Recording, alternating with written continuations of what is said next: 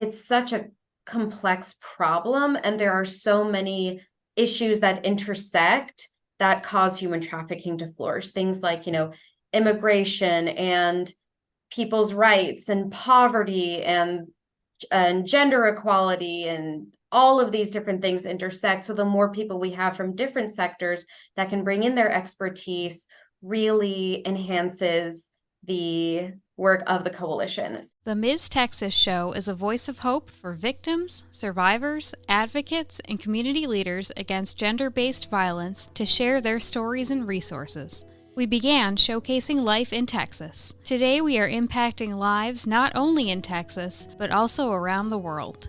Under our segment Military Time, we run this segment in partnership with the National Veterans Chamber of Commerce.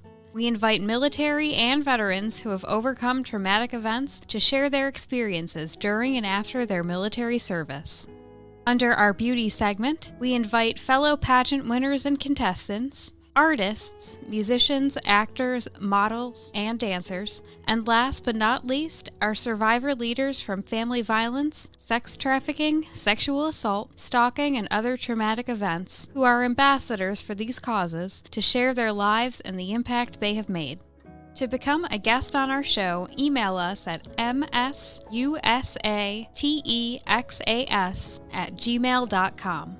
If you would like to support victims and survivors of gender-based violence, make a tax-deductible donation to Hope Pyx Global at www.hopepyxglobal.org.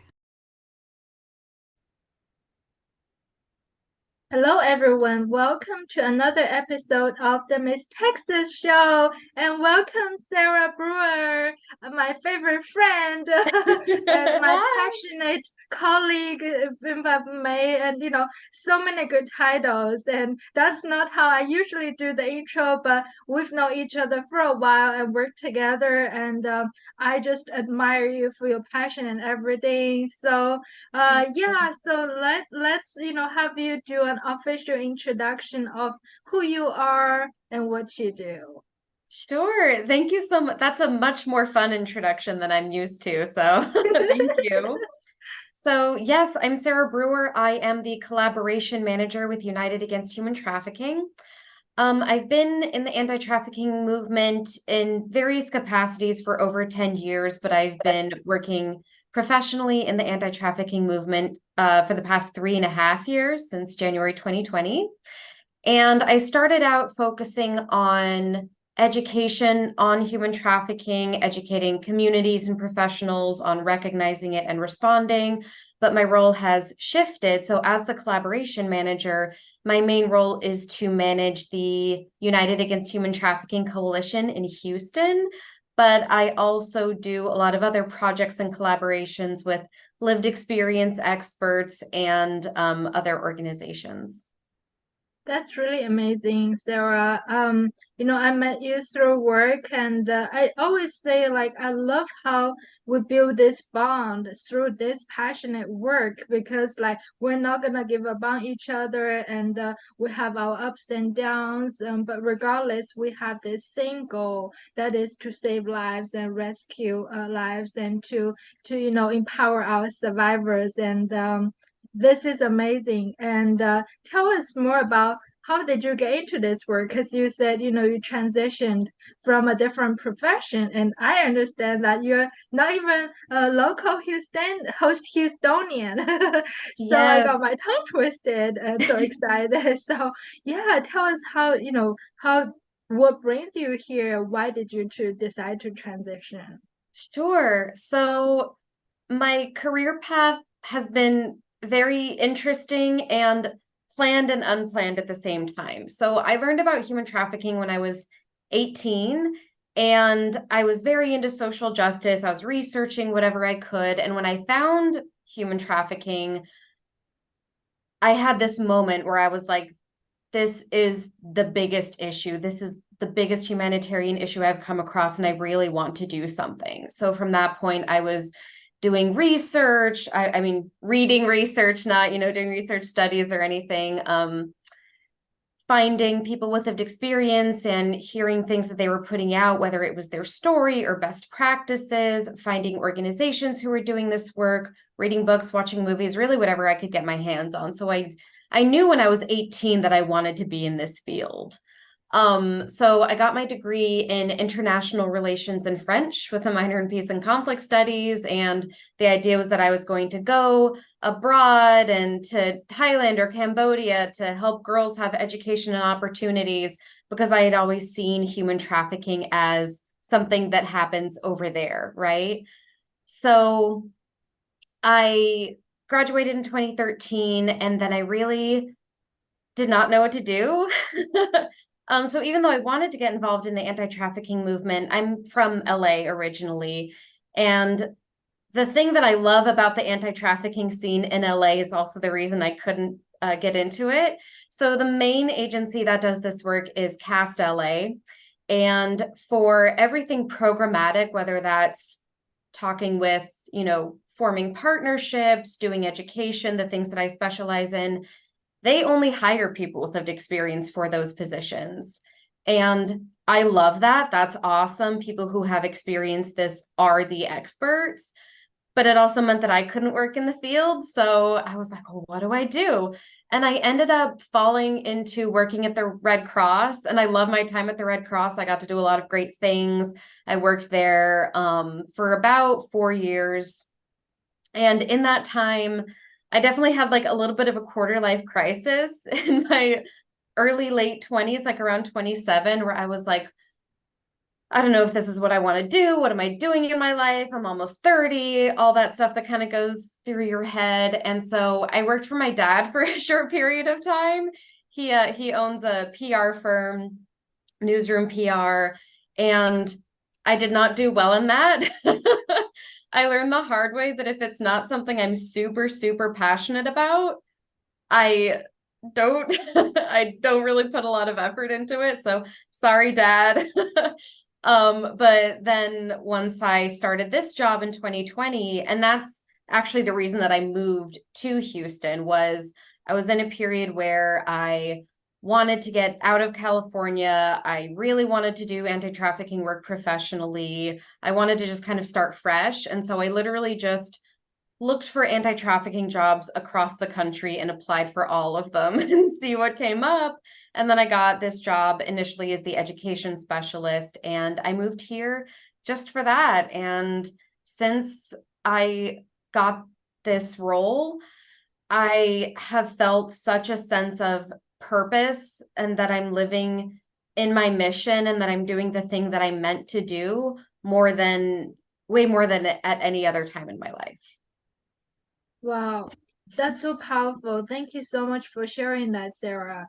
I actually lived in California too, so I can see that you have to adjust from that comfortable weather from 50 to 80 to now. What's today? Maybe over 100 degrees. I stopped checking. I just give up. I Yeah. go out and I have to shower multiple times and that kind of weather. But it is the passion that brought us together and how we met. And it's just so inspiring to hear your journey, how you got involved and you just kept going. You don't give up. You say, okay, they hire survivor leader, I'm gonna go to Red Cross, and did that work. Then you searched like all over the country, and just that took a big leap of faith, just to say, okay, I'm leaving you, Dad. I'm moving to another state, another city to do the work. But and congratulations for being from the educational specialist and now to the coalition manager. Obviously, I've worked with you and see how I'm because your coalition, I'm sure you got bombarded with people like myself. I keep asking you for things, but you kept pushing through, and you have done so much work since we have met. The little time, I would say, that we have done so much. So it's just so inspiring about everything that you do and everything you're doing. And now, with that being said, I know that the United Against Human Trafficking Coalition does so much great work, and I spoke at the launching most recently in April. Time flies. What's going on? What are all the good things you are doing in the anti-trafficking field and organization is doing? Yeah, thank you so much for that question. I cannot tell you how excited I am to manage the coalition. So when I first started, even though I was the education specialist, since United Against Human Trafficking is the lead agency for that coalition, I started doing coalition work and really loved it. I love collaborating with people. I love thinking of strategic ways to address problems. Just having people work together is, maybe it stems from my love of Sailor Moon. I don't know, but I love seeing people work together. So this is actually coming into this year is my first year leading the coalition from the start. Our coalition year started on July 1st. So there is so much excitement. We just had our first coalition meeting of the year. We invited lived experience expert Ashley Maha'a from Hawaii to talk about her experiences and give us some education around the intersections of human trafficking and substance use disorder. Pretty much all of the committees have met at this point: education, economic empowerment, survivor services, and policy advocacy research. So one of the things that I'm excited about for the coalition this year is that we have such a diversity of organizations represented. Yes, we always want anti-trafficking organizations as part of the coalition, people who are focused on this mission and doing this work, but we also have a lot of agencies who don't focus specifically on human trafficking, but they have some intersection. So we have quite a few organizations, including Catholic Charities, Tahari Justice Center, Raices, that focus on immigrant legal rights. We have Montrose Center that focuses on the LGBTQIA plus community. We have DAIA that focuses on the South Asian community. We have Baker Ripley that also serves immigrants and refugees. And so I'm really excited about the diversity in the people that are going to be in the room, and also the diversity of the organizations that are represented.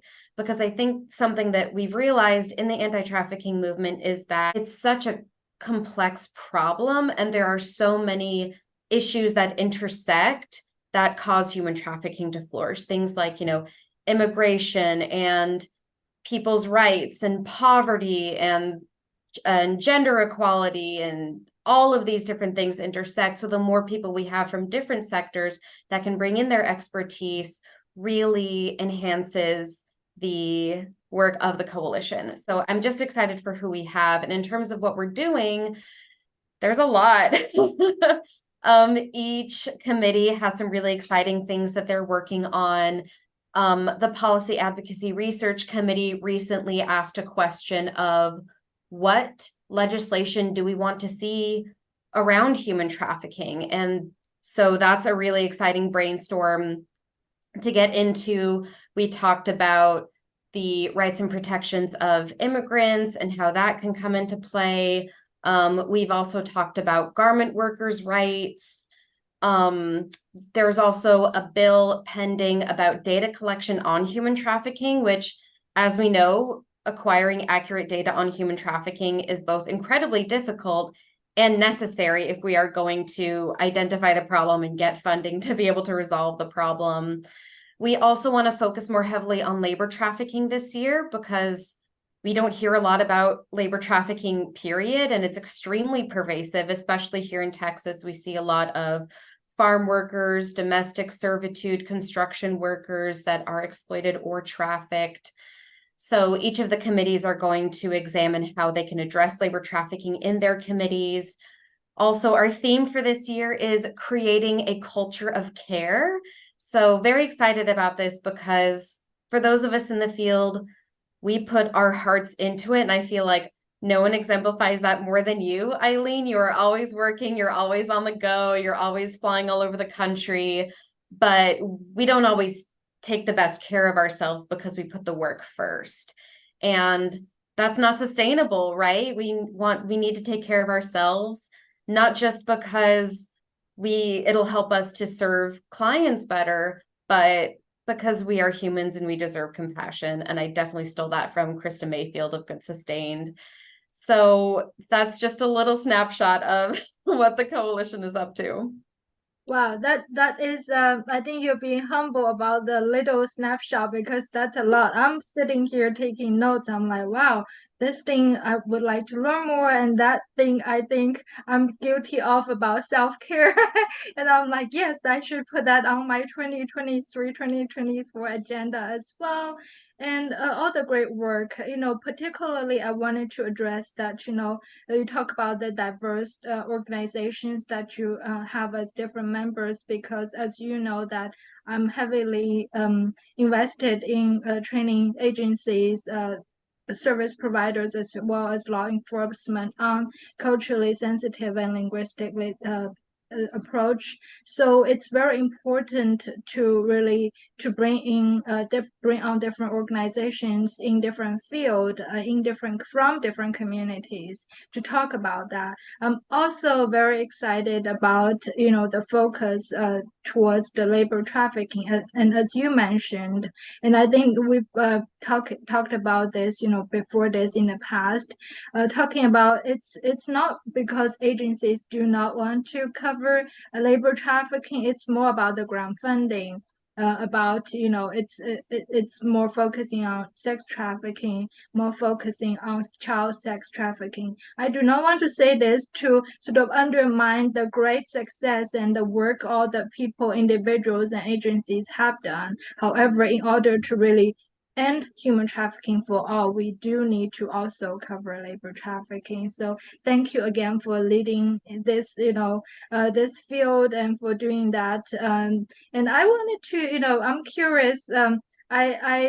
I kind of stalk you on social media, and I see like you go to movies, and curious if you got the chance to watch the movie Sound of Freedom, and if not, or if so, what is because you're in this field, you might have heard different controversies, and I'm curious of what your input is about that. Yeah, thank you for asking that. It's definitely the hot topic in the anti-trafficking field right now. Full disclosure, I haven't seen it. I haven't seen it yet, but I also follow you on social media, and I follow probably dozens of people with different lived experiences, especially on LinkedIn or Facebook. And they have posted a lot about this movie. So I'll just elevate the things that they have said. I would say the majority of lived experience folks that I follow, especially on LinkedIn, are not huge fans of this movie. Especially because, a lot of people hear about human trafficking, but a lot of people don't know about it. The common perception of human trafficking is that it's child sex trafficking that happens in another country, and kids get kidnapped and they get taken to that country and they need to be rescued. They need someone to come in and break down the door and rescue them. And that's the perception that gets pushed by a lot of media, the movie Taken, and now this movie Sound of Freedom. And I do want to be clear, this movie is, to my knowledge, based on a true story, and it's true. The situation that it portrays is true.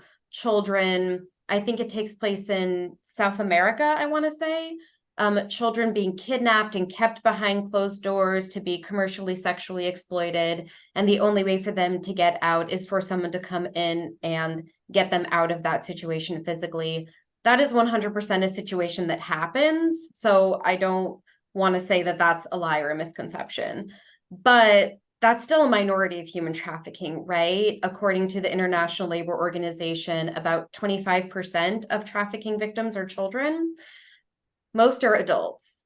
And I think the frustration on behalf of a lot of people with lived experience that I've seen is that if we always see these media perceptions of, the savior complex of someone coming in and rescuing these kids, and also portraying this very small facet of human trafficking and not showing the reality that it can happen to anyone, anywhere, and it happens in the United States by the thousands, maybe even the millions. Like, we really don't know how to calculate that number.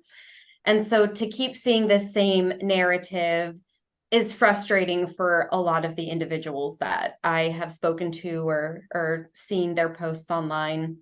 But there are other survivors that I have relationships with who love the movie. One of them asked me to go see it with her, and another one did like a social media check-in of like, we're going to see the movie.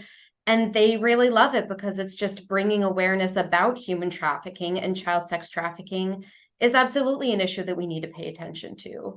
So that is my opinion on sound of freedom. I personally don't feel comfortable sharing an opinion about it because I can see both sides of it.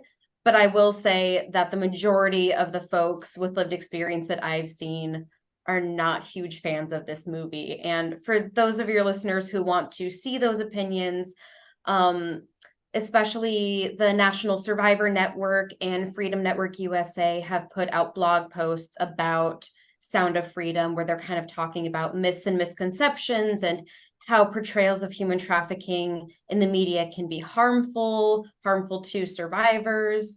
So listeners, feel free to check out those resources if you want more information on that. I love, how you compile the information. You're kind of like, I'm Googling it and pull up all the expert opinions, and you just helped us like summarize that. And I I agree that our channel has promoted the Sound of Freedom to encourage people the weekend that it got released, with the sole purpose that we wanted to really raise awareness that there is human trafficking. I think it's we work in this field so that when I do the training, whether it's law enforcement or the service agencies, it's at least like intermediate, if not advanced level. But for the general public, some of them still do not know the term human trafficking. I myself, as a survivor leader, I must confess that I didn't even know that I was a survivor until many years later, even working in this field. I recently interviewed a former police officer. He was like, yeah, before we don't even call this human trafficking. And coming from my background, I just call everything violence and abuse. So, I mean, the closest I can find, call it is domestic violence and sexual abuse. But that really, like, for me, I feel like this is a great opportunity to raise awareness. I actually wrote a blog myself, as you said, so I sort of, from that point, from the neutral, positive and negative, but really from the knowledge point of view, to add what are human trafficking, different types of human trafficking, what is human trafficking, and from that aspect. But I love how, you said about that, and I'm going to read more because I think I probably missed some of those you said. So I would like to, educate myself on what my fellow survivor brothers and sisters say about that. And another thing I wanted to also mention is that I'm chairing the International Conference on Abuse. We actually have an author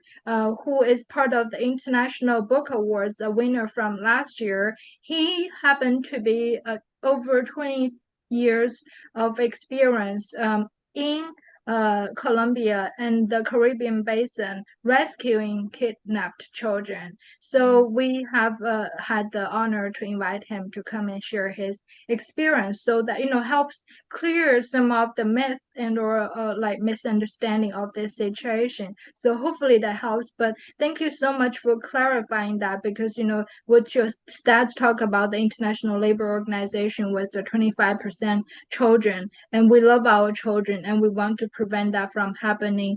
We also want to make sure that everyone, just like the recent UN World Day Against Trafficking, leaves no victim behind. So I wanted to emphasize that. With that, what is I know that the fiscal year for United Against Human Trafficking coalition starts in July, and you've already got like so many the different policies and the stuff going on. But for our viewers, if they want to get involved, whether they might be just responsible citizen, curious citizen, or a parent who want to be involved, or maybe they're a survivor who are seeking support, or maybe their organizations, or whether new or from different groups. How can they get involved with the with what you're doing?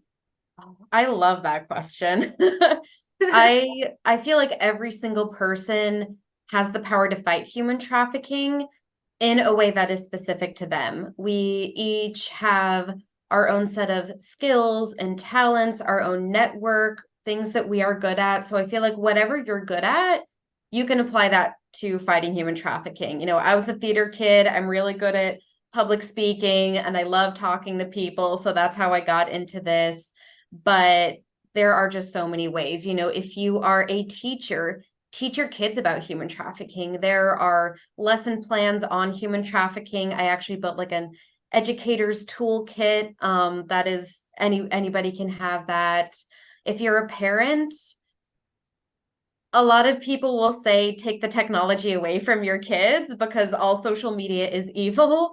But the reality from, my understanding and my research is that parents need to develop an honest, unconditional love relationship with their kids so that if your kids are talking to someone online, going to parties, sending pictures, which is kind of what happens in that grooming process for kids before they get exploited, they need to be able to tell you about that stuff without you getting so angry at them that they get kicked out of the house, right? That way, if things do start to go bad and they're like, hey, I don't feel good about this, and this person is threatening me that they're going to, spread this all around the school, this video that I sent, or they're going to hurt my family if I say anything, now I can't say anything. They know that they can tell their parent anything and that parent is going to keep them safe. So I think that's an important thing to talk about more than taking away technology. It's having that relationship with your kids. As far as survivors go, this is another area that I'm incredibly passionate about because people with lived experience have the expertise on fighting human trafficking. And if they want to get involved in this movement, I want us to do whatever we can to elevate them. So sometimes I meet one-on-one with survivors to kind of talk about what that professional development looks like, what they want to do. I would say joining the National Survivor Network or the Survivor Alliance are really good places to start because those are organizations that are founded and run by people with lived experience, and they have a lot of opportunities for professional development, for learning, for training. The Rebecca Bender Elevate Academy as well is a really good way to get some training, network with other survivors. You can become a consultant, you can become a trainer, a speaker, you can be a researcher. There are a lot of different ways to get involved in this. It's really whatever that person wants to do. Do they want to talk in front of people? Do they want to raise awareness? Do they want to just kind of be behind the scenes?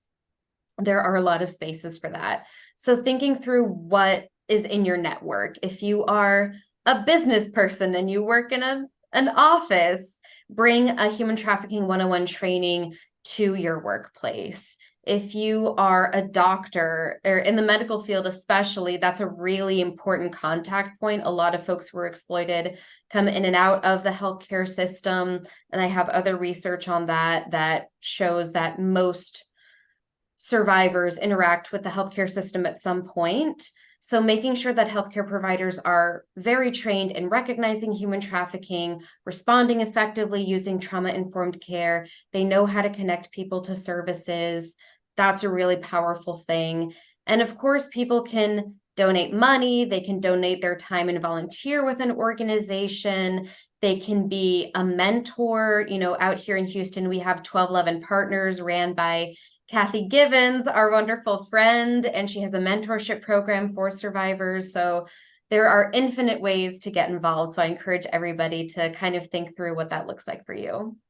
That's amazing. That's what I love talking about you because of the nature of work you do. You work with not just one agent, not just one survivor, not just one group. You have the dynamics of different agencies, what they all do, and that really almost like answered my next question. I was gonna ask you, say, we've talked so much about so much different topics from what you do, from your background, from what human trafficking is, and from the importance. And you even touched about, what survivors should do, what parents should do, and what if you're in a business. That's really great. I love how you're like being creative from your diverse background, thinking of that. But before we let you go, is there any other takeaway or call to action you would like our audience to know? Ooh, that's a big question. To have Um, that reputation. um, I think a big takeaway is that we all need to have compassion and love for each other. I think that, when people are homophobic or racist or transphobic or xenophobic, that increases human trafficking, because when people who are born in another country or they're gay or they're trans feel like their community doesn't love and support them, that's when people become vulnerable to human trafficking. And I think, a lot of people have this perception of human trafficking, of that, children getting kidnapped and all of that. And I think that's why they don't necessarily notice all of these other connections. But encouraging people to be kind to each other, to support everybody in your community, even if you don't agree with who they are, making sure that their human rights are protected and that people feel supported and safe. And I know I already said this, but everyone has the power to fight human trafficking in a unique way. And I think that if everybody just does something, I mean, even I'll leave this takeaway too, just shopping fair trade and being aware of where your stuff comes from. Because if your stuff is cheap and you don't know where it came from, there's a really, really good chance that it was made through either labor exploitation or outright labor trafficking. If you're interested more in that, you can go to slaveryfootprint.org. But just being more mindful about your choices and what you buy can help fight human trafficking, being more aware in your community, looking for things that look suspicious. And I'm sure that, if we're talking about massage parlors or nail salons or other places like that, we could probably do a whole show on the red flags in those places and what to look for. But just being aware of what's going on in your community, being kind and compassionate towards everybody in your community, and being mindful, I think, can go a long way in fighting human trafficking. Thank you so much. I think, you're a great role model about talking about that. Really, it boils down to, being compassionate and being kind and supportive. And thank you so much for what you do. Thank you for your vital role at the organization. And I am looking forward to the great work in the coming fiscal year, and being involved as well. But thank you again, Sara, for being on our show. And you're watching the Miss Texas show, and I am your host, Eileen Dawn. Our special guest is Sara Breuer from United Against Human Trafficking, and we will see you at the next episode. Thank you again, Sara. Thank you so much. Thank you for having me.